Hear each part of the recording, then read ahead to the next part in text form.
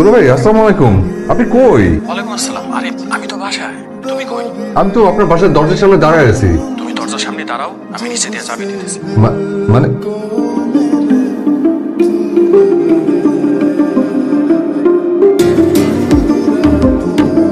তাড়াতাড়ি ভিতরে ঢুকেন, আমি তালা মারবো। মানে আপনি আসো, বহুত দিন পরে আসলা। আপন বোনের জামাই না দেখে কি মনে পড়ে না আমারে? আপনি দরজার বাইরে তালা দিয়ে ভিতরে বসে আছেন কেন আমি বুঝলাম না। আমার টাকাটা দেন। 30টা টাকা দাও তো আমারে, পরে আগে বিদায় করি। 30 টাকা?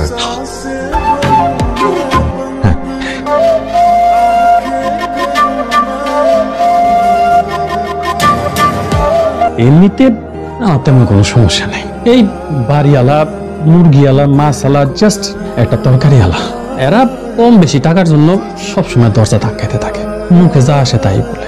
আমার সিচুয়েশন, মান সম্মান কোনো কিছুর কথাই চিন্তা করে না। তাই সেন্টু মিয়ারে রাখছি তালা লাগানোর জন্য। প্রতিবার তালা লাগানোর জন্য তাকে 30 টাকা করে দিতে হয়। আর বেরোতে চাইলে?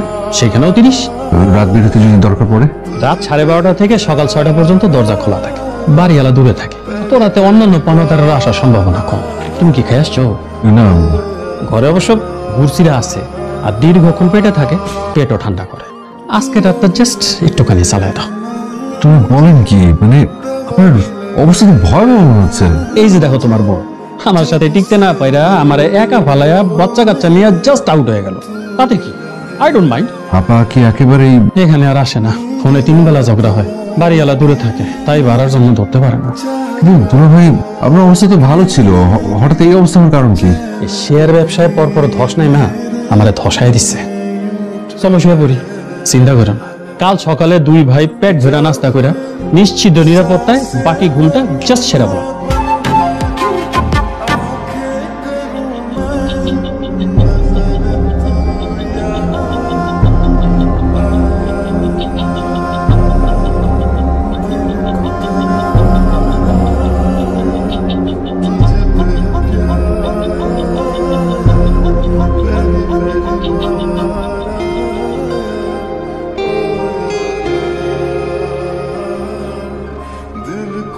দুলা ভাই,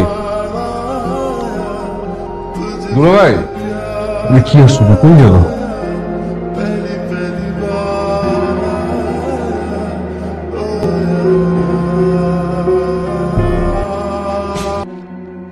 দারিদ্রতা মানুষকে ভিক্ষুক বানায় না, দারিদ্রতা মানুষকে তার ইচ্ছার বিরুদ্ধে দাঁড় করায় দেয়। অভিশাপ দিও না ভাই। দয়া করেও যেন কোনো একদিন টাকা সহ মোবাইলটা ফিরিয়ে দিতে পারি। খালি পেট আর খালি পকেটের সংগ্রাম হচ্ছে জীবনের প্রকৃত সংগ্রাম।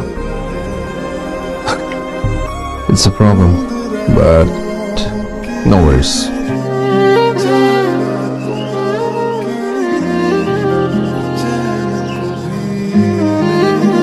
ভালো আছেন? আমাকে বলছেন? জি। আমি ভালো থাকলে আপনার কি, আর খারাপ থাকলে আপনার কি? এমনি ওই গল্প গুজব করে সময় কাটানোর চেষ্টা। কেউ ভালো আছে শুনলে ভালো লাগে। নিন, ভালো মন্দ, ড্রামা, খেলা, বিনোদন, যা চান তাই আছে। আমি আসলে পত্রিকা পড়ি না। আমার কাছে এখন মনে হয় যে মানুষে মানুষে বিভক্তি ছড়ানোর জন্য উত্তেজক ভাবে যা না তাই পরিবেশন করা হয় সবখানে। সেটা ভালো বলেছেন, কিছু মনে করবেন না। আপনি কি করেন? একটা অদ্ভুত বিষয় কি জানেন? এখানে সবাই পরিচয়ের শুরুতেই কি করেন এই প্রশ্নটা করেন। এটা কি অন্যায়? না, অন্যায় না। এই প্রশ্নটা করা হয় আমার কাছে মনে হয় যে এই যে কি করেন এই প্রশ্নটা পরোক্ষভাবে আসলে জেনে নেওয়া যে মানুষটার রোজগার কত, সামাজিক স্ট্যাটাস কি। আচ্ছা ঠিক আছে, আপনার বলতে হবে না। বাসের জন্য অপেক্ষা করছেন? না, এক বন্ধুর সাথে দেখা করতে এখানে কলেজে পড়ায়। এখন এসে শুনি যে ও নাকি ছুটিতে। আমাদের কলেজে আজকে রেলের ইন্টারভিউ পরীক্ষার জন্য অলিখিত ছুটি, কারো আবার ইন্টারভিউ ডিউটির জন্য। আপনি কি এই কলেজের টিচার? মাত্র 3 মাস হলো জয়েন করেছি, এখনো ঠিক মতো পড়াতে পারিনি। আমিও কিন্তু পড়াই একটা স্কুলে, এনজিও স্কুলে। কোথায় স্কুল? ওই জায়গাটার নাম হচ্ছে জয়মনির ঘোল, বাগেরহাটের একদম শেষ মাথায়, মানে বাংলাদেশেরই শেষ মাথায়, সুন্দরবনের লাগোয়া। ইন্টারেস্টিং। আপনার বাসের সময় হয়ে গেছে? লোকাল বাসের কোনো টাইম টেবিল নেই। আপনার নাম? আমার নাম জেনে আপনি কি করবেন? আমার বাস চলে এসছে। তার মানে আমার জীবনের একটা বাস স্টপেজের স্মৃতিতে আপনি সব আপনার নামটা জেগে থাকলো। ডাক নাম সুমনা। শুনতে কিন্তু দারুণ।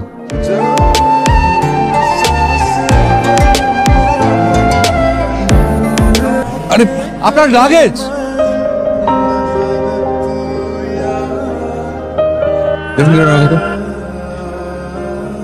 এই যে সুমনা, পেয়েছি আপনাকে। আপনি এখানে? হ্যাঁ কাকে খুঁজছেন? আপনাকে। আপনি আমার বাসা ঠিকানা কিভাবে পেলেন? আপনার কলেজ থেকে ঠিকানা ম্যানেজ করেছি। আমাকে একটু 400 টাকা দিন তো, সিএনজি ভাড়া। সিএনজি ভাড়া মানে? আরে আপনার লাগেজটা নিয়েই তো সিএনজি নিয়ে আপনার খোঁজে এলাম। এই যে। এটা আমার লাগেজ, আপনাকে কে বললো? কেন, ওটা আপনার লাগেজ না? না। আচ্ছা ঠিক আছে, আপনি এটা রেখে আমাকে 400 টাকা দেন, আমি পরে টাকা দিয়ে এটা নিয়ে যাব। আপনার সিএনজি ভাড়া আমি কেন দিব বলেন তো? তা ঠিক, আপনি আমার ভুলের মাসুল কেন দিবেন? ভাই আমার টাকাটা। ভাই একটু আমার দেরি হয়ে যাচ্ছে। আচ্ছা একটু দাঁড়ান।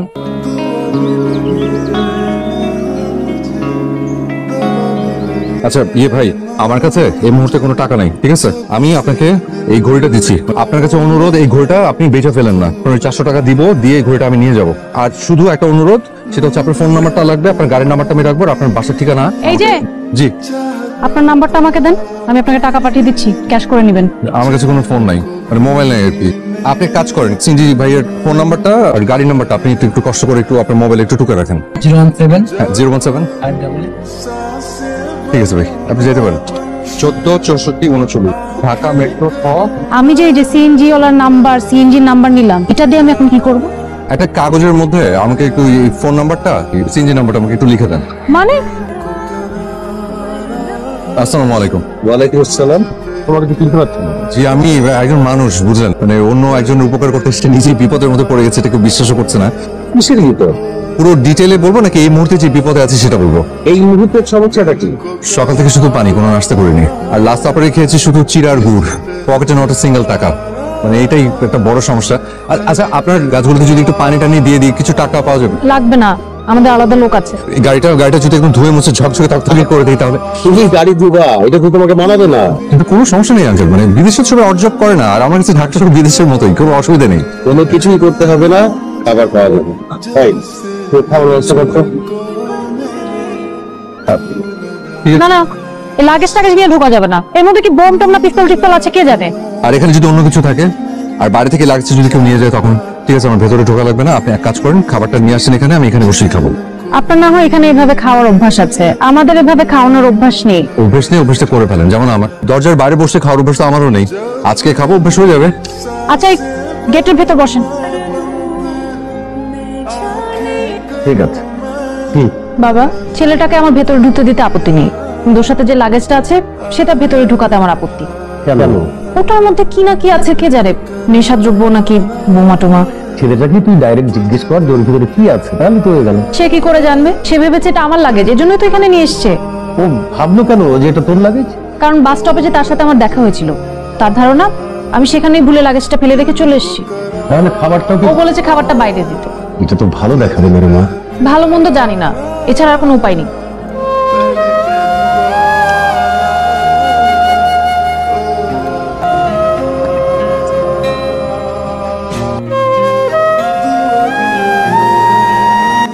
এটা থাক।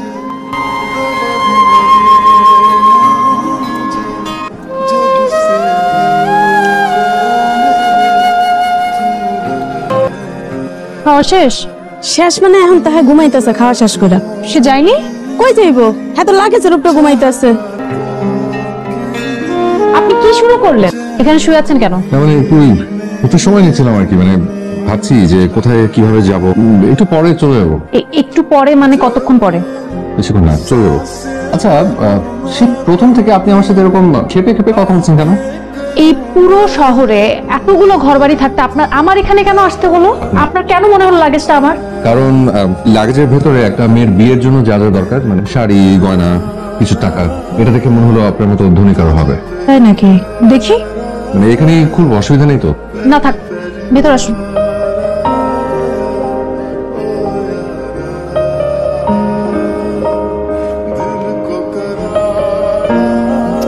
আচ্ছা, আপনি তো এখান থেকে টাকা নিয়ে সিএনজি ভাড়া কি যে বলেন, আমি অন্যের টাকা না বলে কেন নেব? জিনিসগুলো কারো বিয়ের। একটা কাজ করা যায়, কি? এখানে তো জুয়েলারি আছে, জুয়েলারির বক্সে কোথাও দোকানের নাম ঠিকানা কিছু তো থাকবে। কার্ড, এই যে কার্ডের নাম্বার থেকে ফোন দিলেই তো হয়ে যায়। আমার তো ফোন নেই, আপনি একটু ট্রাই করে দেখেন না। হ্যালো, আসসালামু আলাইকুম। আচ্ছা, আপনাদের এখান থেকে হাবিবুর রহমান নামে একজন 7 তারিখে একটা গয়না নিয়েছিল। আচ্ছা, আমাকে একটু ওনাদের অ্যাড্রেসটা একটু মেল করবেন please. Thank you so much, thank you. আচ্ছা, ঠিকানা পাওয়া গেছে, পরে মেল করছি, আমি আপনাকে লিখে দিচ্ছি, আপনি নিয়ে যান।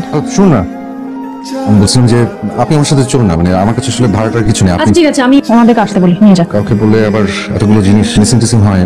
তাছাড়া আপনি আমার সাথে চলুন না, এই জিনিসপত্রগুলো পাই টু পাই বুঝিয়ে দিয়ে আসি।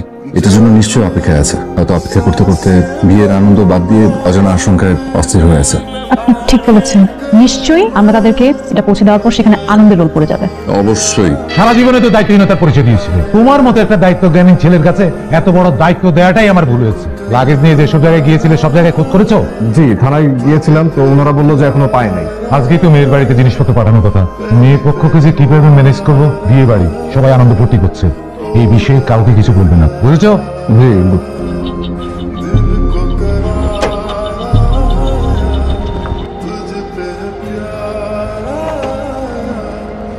এটাই তো না, আসেন। এভাবে চলে যাবো? না কি হয়েছে, আসেন।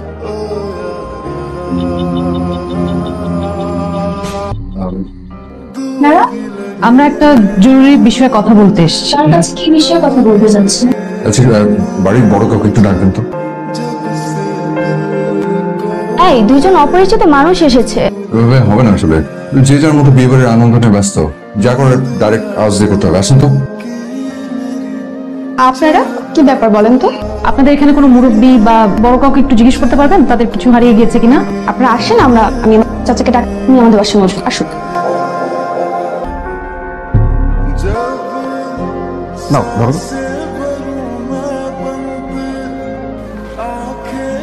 বাবা সব ঠিক আছে, অ্যাকচুয়ালি এদিক সেদিক হয়নি। আলহামদুলিল্লাহ, ধন্যবাদ আপনাদের সবাইকে। ধন্যবাদ তো আপনাদেরই পাওনা। কাল আমার ছেলের বিয়ে, মুক্তিদিন বৌভাত, এই দুদিনের অনুষ্ঠানে আপনাদের সপরিবারে দেওয়া। আমি আসলে ভীষণ খুশি হয়েছি আপনাদের জিনিসটা আপনাদেরকে ফেরত দিতে পেরে। এখন একটা প্রয়োজনীয় একটা কথা আছে, ওটা বলি। বলেন। ওই আপনাদের এই লাগেজটা এখান পর্যন্ত নিয়ে আসতে আমার সিএনজি ভাড়া গেছে হচ্ছে 700 টাকা।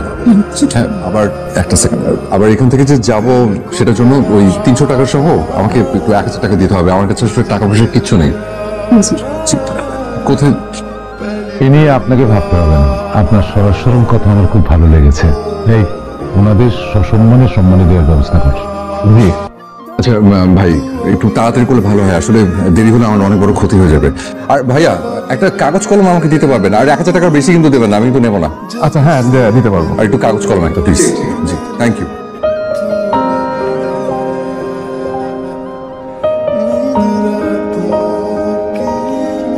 আচ্ছা, মান সম্মান বলে একটা ব্যাপার তো আছে নাকি?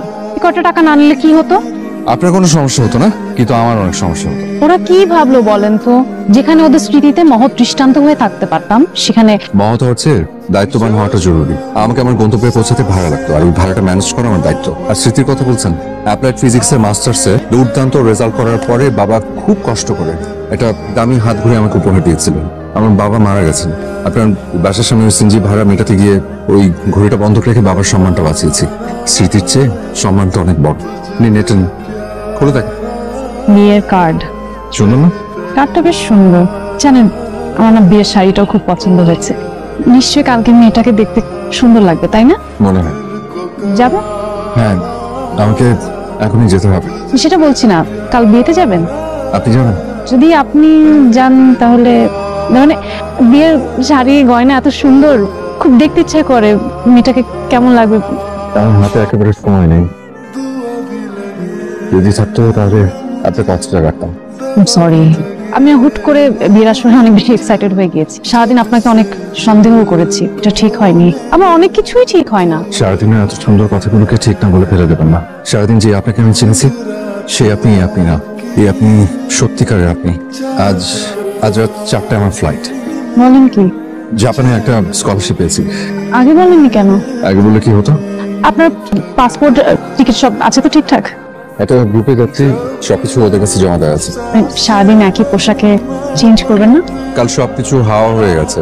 নিত্য প্রয়োজনীয় জিনিস সহ একটা ব্যাগ ছিল, সেটাও। আমাকে আসলে এখনই যেতে হবে। তবে একটা কথা, আজকে সারাটা দিন আপনার সান্নিধ্যে যেভাবে কাটলো, বিশ্বাস করেন চাইলেও আমি কোনোদিন সেটা ভুলতে পারবো না। হ্যাঁ, অনেক অপমান, অবজ্ঞা। ওভাবে কেন বলছেন? আপনি যুক্তিবাদী, তাই যুক্তি দিয়ে দেখেছেন। আর ওই সময়টা ওরকম না হলে এই সময়টা এত সুন্দর, মানে এতটা ভালো হতো না। রাত হয়ে গেছে, সব দোকানপাটও তো বন্ধ হয়ে গেছে। আপনি যদি কিছু মনে না করেন, আমার বাবার একটা শার্ট, একটা প্যান্ট, কিছু জিনিস যদি আমি আপনাকে, মানে হয় না মাঝে মাঝে একজন মানুষ আরেকজন মানুষকে মানে হ্যাঁ কিন্তু আমার হাত হচ্ছে একেবারে সময় নেই। এই সাজ পোশাকে আচ্ছা, আবার কবে আসবেন? অপেক্ষা করবেন?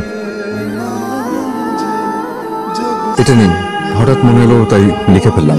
আমি কিন্তু কবি না, কিন্তু আমার কাছে মনে হয় যে মনের ভাব প্রকাশ করার জন্য কবি হতে হয় না। নিন, আপনি আমার নামটাই জানেন না, আমার নাম আব্দুল হাই। আসি।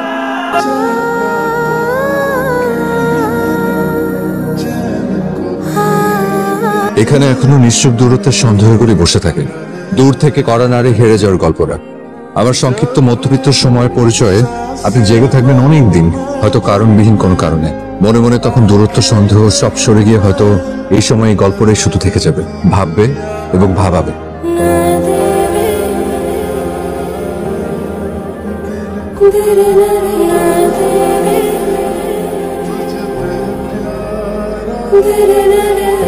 আর কত অপেক্ষা করবি?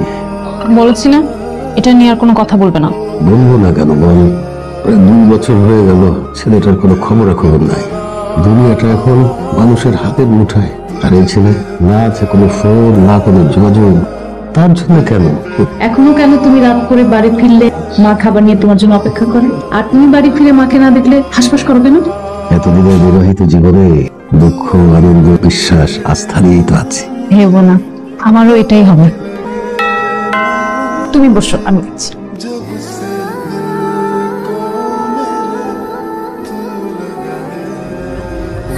লাগেজটা কি ভেতরে আনতে পারি না এখানেই থাকবে?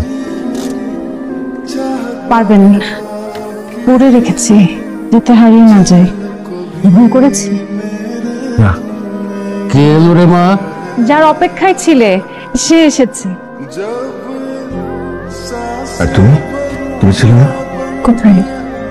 অপেক্ষায়?